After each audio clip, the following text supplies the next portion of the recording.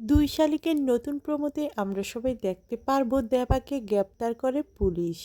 পুলিশের কাছে জানতে চায় আখি কেন দেবাকে গ্রেপ্তার করা হয়েছে। পুলিশ জানায় যে গৌরবকে অ্যাক্সিডেন্ট করার অপরাধে তাকে অ্যারেস্ট করা হলো, যেটা শোনার পর চমকে যায় দেবা ও আখি। কারণ তারা তো জানে দেবার শরীরের রক্ত দিয়ে গৌরবকে বাঁচিয়েছে দেবা। অন্যদিকে দেখা যায় কোনোভাবেই থানা থেকে ছাড়াতে পারে না দেবাকে আখি। চলে যায় ঝিলিকের কাছে। ঝিলিকের কাছে যে কান্নায় ভেঙে পড়ে আখি। সমস্ত সত্যিটা জানায় কিভাবে ফুলশয্যার রাতে দেবাকে অ্যারেস্ট করেছে, যেটা শোনার পর চলে আসে থানাতে ঝিলিক দেবাকে ছাড়ানোর জন্য। কিন্তু দেবাকে ছাড়াতে পারে না। দেখা যায় সমস্ত প্রমাণ জোগাড় করে নেয় ঝিলিক।